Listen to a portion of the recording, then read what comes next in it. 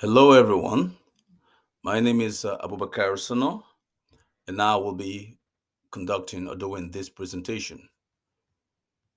The presentation is about the implementation of electronic health record system in our healthcare system, as well as where NAMI's healthcare has been handling or doing paper-based medical record system for the past 10 years. But due to the transition of technology, it is time for us to link to electronic health record system. So this project is about implementing that system, of which we are supposed to plan, utilize, and implement the system, which will definitely reduce medical errors and enhance patient safety because it will create or enable the quick interaction of medical professionals. We will be addressing various issues such as the project initiation, the project planning, the project execution, the project integration, the project closing phase, and the feedback phase. And the members that are involved in this project are the project manager, the project team members, the project sponsor, the project stakeholders, and the business analyst.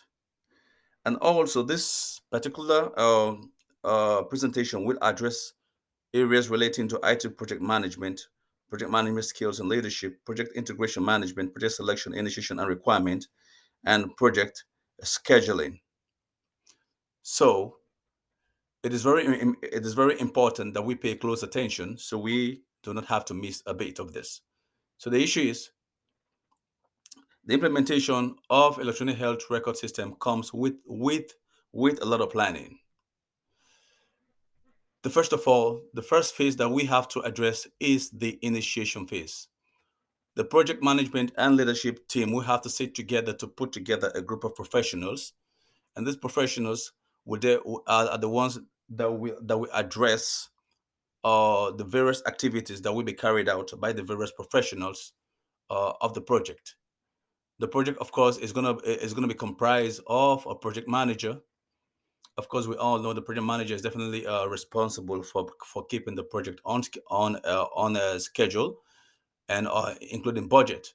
And they will also become serve as a liaison between the stakeholders and the entire project team because such a communication will enable the stakeholders and the management team to collaborate well in order to carry out activities that are related to the project.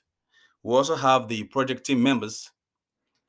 Of course, we know the project team members. These are members that will be assigned various positions in the project. And these members will have various tasks of which they will have to carry them out effectively. And they will also be monitored as well.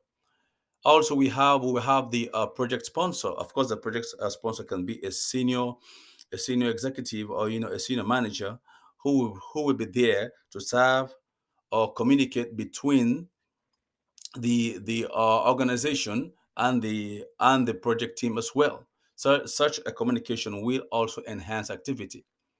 We also have the project stakeholders, and these stakeholders, remember, they are the contributors.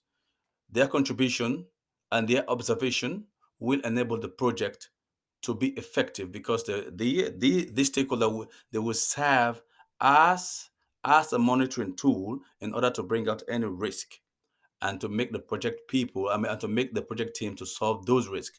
We have the business analyst. These people will be there to make significant contribution to the project teams, and they will be responsible to enhance the organization as a whole. The other phase of the project is the planning phase again.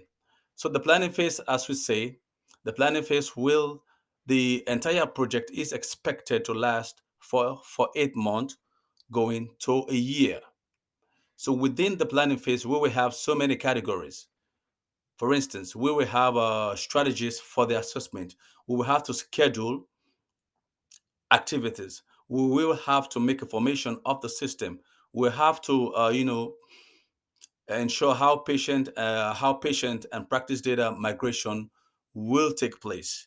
We will have to ensure how the electronic health record implementation scheduling process will be done as well. With the project planning phase, we also oversee or ensure that budgeting will never go under the drain, because with a proper budgeting, we will be avoiding things like scope creep and other shortfalls. Yes, the planning phase will also unfold the project scope, that is the breadth of the project. How far is the project going to go? During this planning phase, we will also have to address many issues such as infrastructure. This is where the IT project management comes in. We will address infrastructure, wherein these infrastructures will be specific to the hardware host, to the database server, to the to the desktop computers, and to all the various modules that are related to this particular implementation process. So the next phase that we will move to will be the execution phase. This is where, let's say, after the planning phase is being completed, then we will move on to the execution phase. This is where we will observe the project closely and ensure that integration is done appropriately. For instance, the project or the project manager, we have to set up a particular team that we have to train a certain members, a certain members, then that will be responsible for the project kickoff. This is where they will have to assemble the implementation team. After the teams have been trained, a team will be required to to implement the electronic health record system, and this team will be responsible again for the migration of for the migration or integration of the information system. Being that Nami's healthcare he's been utilizing a paper-based system. Therefore, all those paper-based records needs to be transferred from paper-based onto an electronic record data. For instance, the Gantt chart here represents various roadmaps towards accomplishing those goals, like initiation phase, mapping out workflows, identifying construct, understand data, planning phase, all those stuff. Yeah. The next phase that is very much important to the project is the control phase. I beg your pardon. It is the control phase. The control phase here, it is definitely will be involving how we are going to plan, schedule, and manage all most of these project tasks that we have put in place earlier. You know, like the control phase will make us to define all the training sessions, will make us to conduct to control how we conduct electronic health record training. The control phase will enable us to identify super users who will be very much efficient in using the system. The control phase will enable us to know how we categorize role-based training so that the project will be carried out effectively. And these control phase will enable us to define many issues, such as prepare for the project. How do we carry out all these strategies? How do we progress? You know, in order to monitor all the control areas. How do we finish the project? After the control phase is finished, the next phase is the closing phase. For instance, after we have utilized or we have tested, I beg your pardon, after we have tested the electronic health record system, it has been done for in order to enhance proper patient care. So as a matter of fact, the patient or customers will be using this electronic health record system. So we will have to expect feedbacks. And these feedbacks, they will definitely have to be taken into consideration in order to improve, to make quality improvement.